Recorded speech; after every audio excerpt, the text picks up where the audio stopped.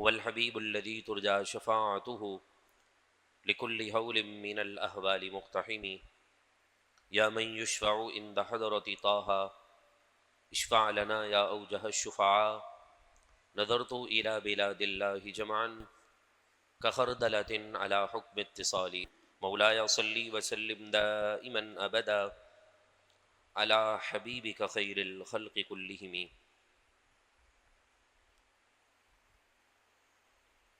کیا دبے جس پہ حمایت کا ہو پنجہ تیرا، شیر کو خطرے میں لاتا نہیں کتا تیرا. رب العالمین کا بے حد کرم اور اسی کا فضل اور اسی کی دی ہوئی توفیق سے حج کے ایام بہت نزدیک ہیں. دعا ہے اللہ تبارک و تعالی ہمیں بھی اپنے گھر والوں کے ساتھ بار بار حج بیت اللہ کی سعادت نصیب فرمائیں، اور اس کے لیے رب العالمین ہمیں بھی جلد اسباب نصیب فرمائیں. میرے پیاروں محترم بھائیوں، پچھلا جمعہ جو ہمارا گزرا ہے اس میں ہم نے عالمی سطح پر جو جنگی معاملات ہیں ان کے اسباب کے بارے میں ذکر کیا تھا کہ انسان جھگڑے اور تنازعات کے اندر پڑتا اس وقت ہے کہ جب غصے سے باہر ہو جاتا ہے، غلط فہمی اور بدگوئی جب جنم لیتی ہے تو پھر عالمی سطح پر لڑائی جھگڑے پیدا ہو جاتے ہیں. حسد، تکبر کی نحوست کی وجہ سے جھگڑوں کی بنیاد پڑ جاتی ہے، اور ان تمام کا طور اسلامی تعلیمات ہے کہ انسان اگر قرآن اور حدیث کے مطابق اپنی زندگی بسر کرے تو اللہ تعالیٰ اسے غرور سے بھی، تکبر سے بھی، غصے سے بھی، اور وہ تمام اسباب جو لڑائی کو انسان کے درمیان پیدا کرنے کے ذریعے ہوتے ہیں ان سے انسان بچ سکتا ہے. اسی عنوان کو آگے بڑھاتے ہیں کہ ہمارے گھروں کے اندر آج لڑائی جھگڑے بڑی تیزی کے ساتھ بڑھتے جا رہے ہیں.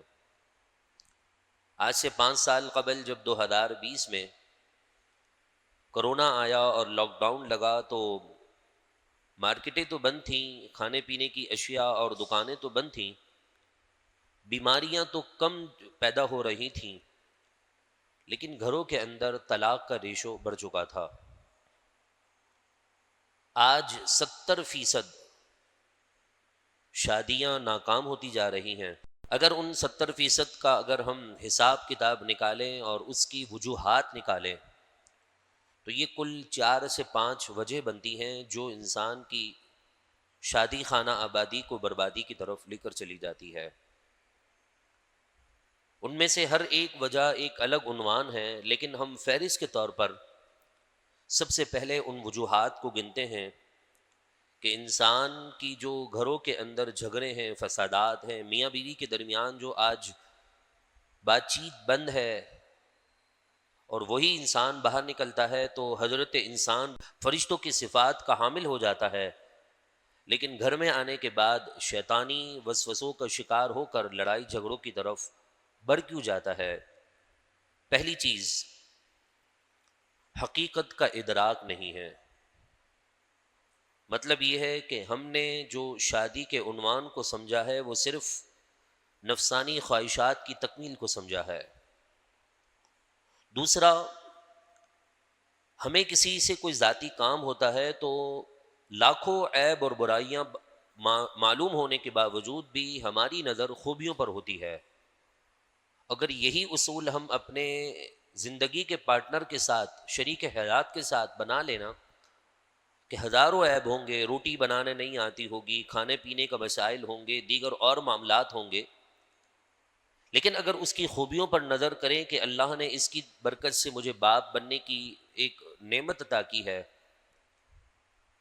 اگر ان خوبیوں پر نظر ہو جائے اور جو اللہ نے عورت کو اور آپ کے گھر والوں کو جو جو خوبیاں دی ہیں اگر آپ کی نظر اس پر ہوگی تو لڑائی جھگڑوں کا ریشو خود بخود کم ہو جائے گا. تیسرا، جو گھر میں لڑائی جھگڑے کے دروازے کو بند کرنے والا ہے وہ ہے خاموشی اور درگزر. آپ اگر اپنے گھر میں جا کر اپنی زبان پر تالا لگا لیں اور عفو درگزر سے کام لے، وہ اس طرح کہ آپ اپنے رب کی نافرمانی کرتے ہیں، وہ آپ کے معاملات کو درگزر کرتا ہے، آپ کی معافی، آپ کی اس غلطی پر آپ کو معافی عطا کر دیتا ہے۔ اگر آپ بھی اسی طرح اپنی زندگی کو بہتر بنائیں اور خاموشی اور عفو درگزر کا سہارا لیں تو گھر کے اندر لڑائی جھگڑوں کی بنیاد کم پڑتی ہے۔ چوتھی وجہ فسق و فجور ہے۔ جھوٹ بہت زیادہ عام ہے ہمارے معاشرے میں، اور اس کی نحوست گھر میں آتی ہے تو لڑائی جھگڑے پیدا ہو جاتے ہیں۔ جب گھر میں داخل ہوتے ہیں تو گھر کا کوئی فرد کان بھر دیتا ہے کہ تمہاری بیوی نے یہ کیا، یا پھر گھر میں کمرے میں جاتے ہیں تو بیوی جو ہے وہ کان بھر دیتی ہے کہ فلاں فلاں فلاں نے یہ کیا ہے۔ حقیقت میں بھی ہو سکتا ہے ایسا، مگر زیادہ تر نتیجہ یہی نکلتا ہے کہ اس کے اندر جھوٹ کی آمیزش بہت زیادہ ہوتی ہے۔ تو چوتھا سبب فسق و فجور ہے، جھوٹ کا سہارا ہے۔ لہذا اس وجہ سے ہمارے گھروں کے اندر بے برکتی داخل ہوتی جا رہی ہے، اور برکت سے ہم عاری اور دور ہوتے جا رہے ہیں۔ یہ چار وجوہات ہیں جن کی وجہ سے انسان اپنی معاشری زندگی اور خصوصاً ازدواجی زندگی، گھریلو زندگی کے اندر بے سکون ہوتا چلا جا رہا ہے۔ ان تمام کا ایک ہی نتیجہ، ایک ہی طور، ایک ہی حل ہے، وہ ہے قرآن اور حدیث سے ناواقفیت۔ اگر آپ کے گھر میں قرآن کی تعلیم ہو، حدیث کا دور دورہ ہو، صالحین کے نقش قدم پر چلنے کا عزم ہو، اور انڈین کلچر اور مغربی تہوار اور رسومات کو ترک کرنے کا ارادہ ہو، اور قرآن اور حدیث کو مقدم رکھا جائے، تو یہ گھروں کے اندر بنیاد کبھی پیدا نہیں ہوتی ہے۔ مگر عموماً شیطان پھر بھی انسان پر حاوی ہو جاتا ہے، اور کہیں نہ کہیں جا کر یہ چیزیں پیدا ہو جاتی ہیں۔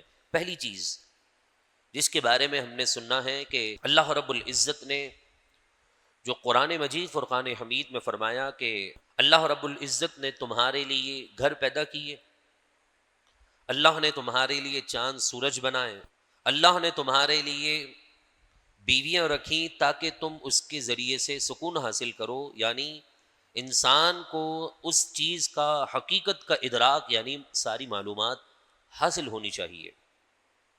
نبی مکرم صلی اللہ علیہ وسلم کا فرمان ہے، حضرت ابو ہریرہ رضی اللہ تعالیٰ عنہ روایت کرتے ہیں کہ خاتم النبیین صلی اللہ علیہ وسلم کا ارشاد، وَاسْتَوْصُوا بِالنِّسَاءِ خَيْرًا، میں تمہیں تمہاری بیویوں کے ساتھ نیکی اور حسن سلوک کا حکم دیتا ہوں۔ یا پھر اس حدیث پاک کا مفہوم یہ ہے کہ میں تمہیں تمہاری بیویوں کے متعلق خیر خواہی اور نیکی میں مقدم کرنے کا حکم دیتا ہوں کہ انہیں نیکی کی طرف لگا کے رکھو۔ ایک اور روایت میں اللہ کے نبی علیہ الصلاۃ والسلام کا فرمان ہے کہ ہمیں یہ پتہ ہونا چاہیے کہ عورت کی حقیقت کیا ہے۔ اگر آپ کو یہ پتہ چل جائے کہ آپ کا فلاں کسٹمر کسی چیز کو پسند کرتا ہے، تو آپ اس سے جب ڈیلنگ کریں گے نا، اس بات کا ذکر ضرور کریں گے اس کو اپنی طرف اٹریکٹ کرنے کے لیے، کیونکہ آپ اس کی نیچر سمجھ چکے ہیں، آپ اس کی فطرت سمجھ چکے ہیں۔ اور یہی کام اگر آپ نے حدیث کے مطابق عورت کی فطرت سمجھ لی تو پھر آپ اپنے گھر والوں کو اچھے انداز میں اپنا گرویدہ، اور آپ اس کی بات ماننے کے لیے بھی فوراً تیار ہو جائیں گے۔ وہ کیا ہے؟ حدیث پاک سنیے۔ بخاری شریف کی حدیث پاک ہے، حضرت امام بخاری رحمۃ اللہ تعالی علیہ نے اس کو نقل کیا اپنی کتاب کے اندر۔ آپ فرماتے ہیں کہ خاتم النبیین صلی اللہ علیہ وسلم کا فرمان ہے،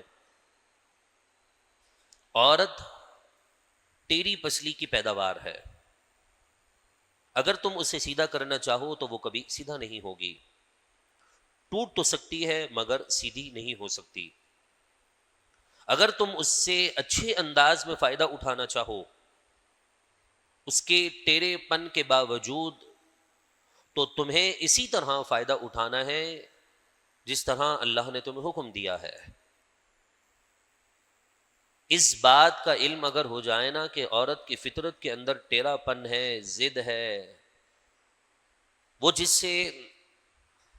جسے اپنا سمجھ لیتی ہے تو وہ اس کے ساتھ مان کرتی ہے، عزت چاہتی ہے۔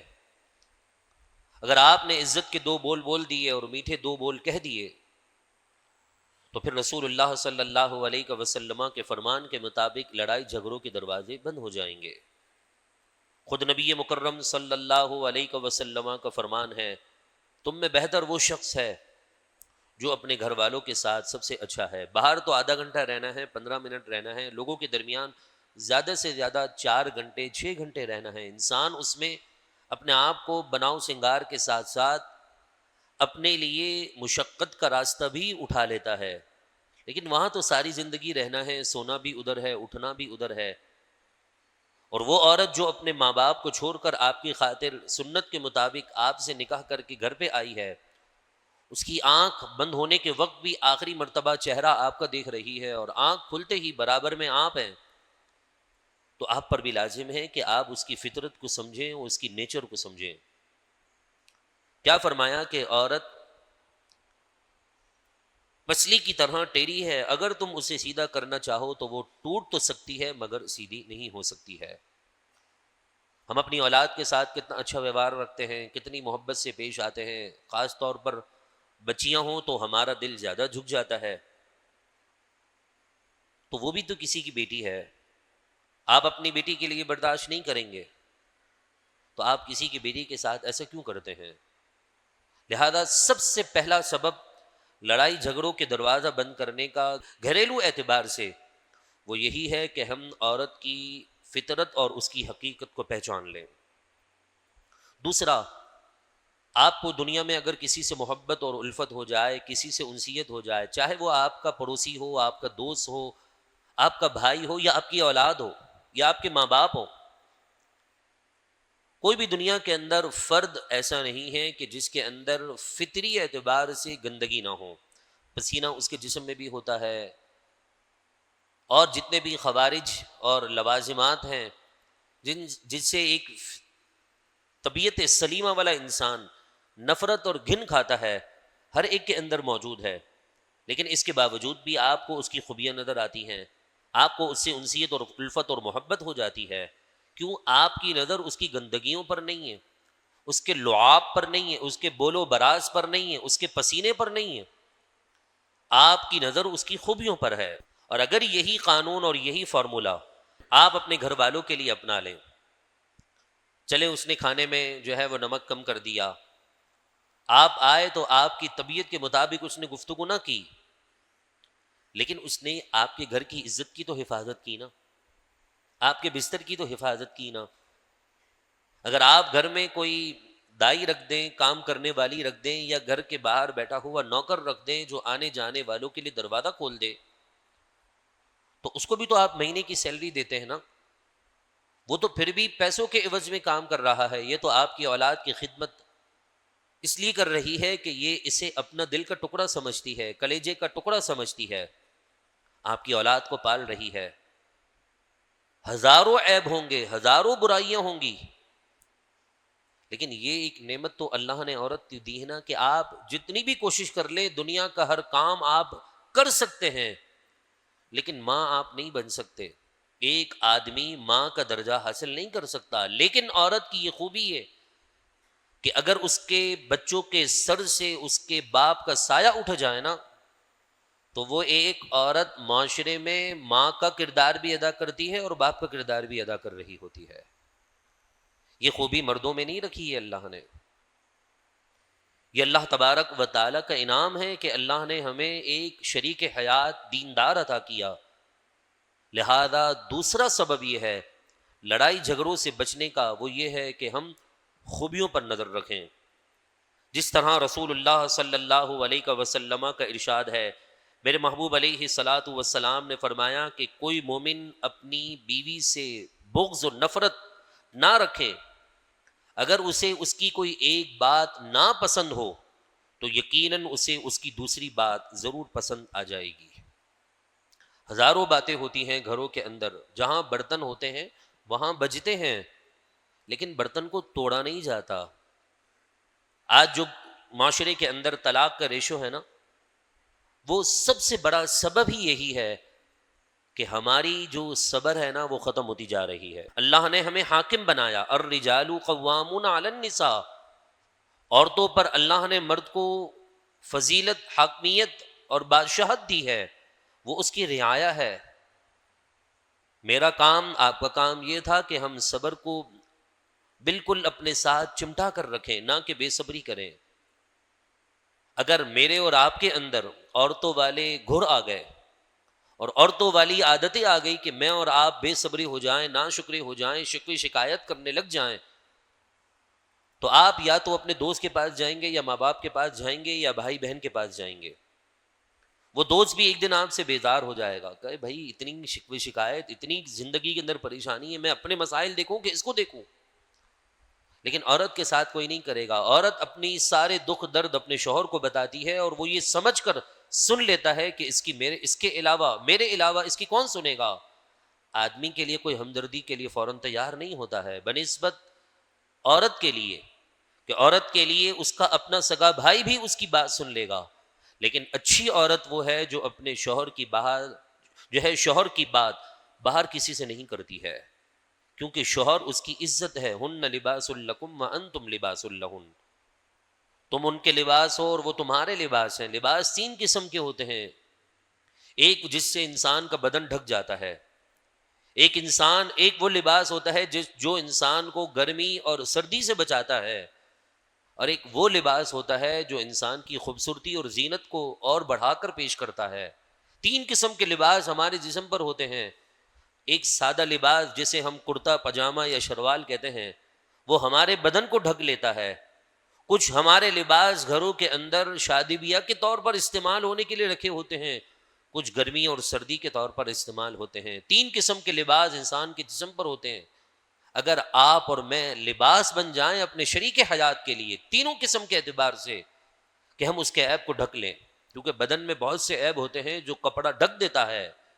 کچھ زینت اور خوبصورتی کے لیے ہوتے ہیں، کچھ ٹھنڈ یعنی مصیبتوں اور تکلیفوں اور شیطانی چنگل سے بچانے کے لیے بھی اللہ نے عورت کو لباس قرار دیا ہے. اگر ہم ان خوبیوں پر نظر رکھیں تو یقیناً ہمارے گھروں کے اندر لڑائی جھگڑے کم ہوں گے. تیسرا سبب، خاموشی اور درگزر. ویسے بھی زیادہ گفتگو کرنے والے کا ایمان خطرے میں پڑ جاتا ہے. جو فضول گوئی کرتا ہے نا، اس کی زبان سے کبھی کون سا ایسا جملہ نکل جاتا ہے جس سے اللہ ناراض ہو جاتا ہے، لڑائی جھگڑے پیدا ہو جاتے ہیں. آپ دوسروں دوستوں کا یا باہر کے رہنے والے کسی فرد کے نخرے تو اٹھا سکتے ہیں، آپ اپنی بیوی کے نخرے کیوں نہیں اٹھا سکتے؟ جو آپ کو پسند آ جائے آپ اس کی ہر بات ماننے کے لیے تیار ہیں. آپ اس کے لیے نہ جانے کہاں سے کہاں سفر کر دیتے ہیں. سیٹرڈے نائٹ جو دوست آپس میں گیدرنگ کرتے ہیں، ان سے یہ تو الفت ہے نا. ایک دوست کہاں ہوتا ہے، دوسرا دوست کہاں ہوتا ہے، بیٹھک کہاں لگاتے ہیں. وہ آپ اپنے دوستوں کے لیے کرنے کے لیے تیار ہیں، آپ اپنے شریک حیات کے لیے ایک دن کر تو دیکھیں، آپ کو سکون ملے گا، آپ کی زندگی میں خوشیاں آئیں گی. تو تیسرا جو پوائنٹ اور سبب ہے لڑائی جھگڑوں سے بچنے کا، وہ ہے خاموشی اور درگزر. اللہ کے نبی علیہ الصلاۃ والسلام کا فرمان موجود ہے. نبی مکرم صلی اللہ علیہ وسلم کا ارشاد فرمایا کہ کم بولو اگر بولنا پڑے، خاموش رہو اور اگر بولنا پڑے تو اتنا بولو جتنا تم سہ سکو. اول تو فرمایا خاموش رہو، کم بولو، اور اگر ضرورت پڑے تو انسان اتنا بولے جتنا انسان اس بات کو سنبھال سکتا ہو. یہ نہ کہ اتنا زیادہ بول دے اور بعد میں معافی کی نوبت پیش آ جائے. لہذا خاموشی، درگزر، یہ تیسرا پوائنٹ ہے.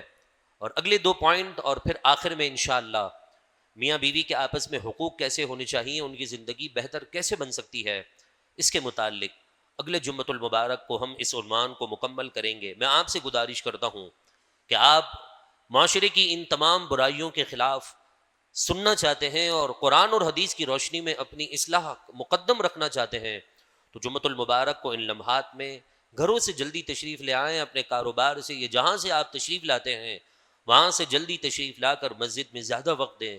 آپ قرآن اور حدیث کی بات سننے میں کامیاب ہو جائیں گے. آخر میں بس اتنی ہی بات کہوں گا کہ درود پاک زندگی کو بہتر بنانے کا بہت بڑا ذریعہ ہے. فضول گوئی سے بچنا، گناہوں کا کفارہ کب بنتا ہے؟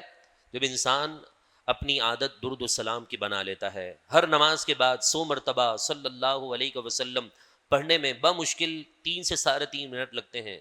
آپ آزما کر دیکھ سکتے ہیں، دن میں 500 مرتبہ آپ پڑھنے میں کامیاب ہو جائیں گے. ہفتے میں آپ جو ہے وہ 3500 مرتبہ پڑھنے میں کامیاب ہو جائیں گے. ایک مرتبہ درود پڑھتے ہیں 10 رحمتیں اترتی ہیں. اندازہ لگائیے آپ نے دن میں 500 مرتبہ اللہ کے نبی پر درود و سلام پیش کیا ہے، کتنی رحمتوں کے آپ مستحق ہو جائیں گے، اس کا تو اندازہ آپ بھی نہیں لگا سکتے. لہذا جمعرات کو، ہر جمعرات ہماری اسی مسجد میں درود السلام ایصال ثواب کی محفل ہوتی ہے. 3500 5000 جتنا آپ درود پڑھ سکتے ہیں پڑھ کر ضرور تشریف لائیں. سینکڑوں درود السلام ایصال ثواب ہوتے ہیں. آپ کے مرحومین کو بھی ایصال ثواب کیا جائے گا. دعا کریں اللہ تعالی ہمیں مسجدوں سے محبت کرنے کی توفیق عطا فرمائیں. گفتگو کے دوران کوئی بات، کوئی جملہ جس سے توبہ لازم ہو، رب کائنات معاف فرمائیں. میرا اور آپ کا حامی و ناصر ہو. وما علینا الا البلاغ.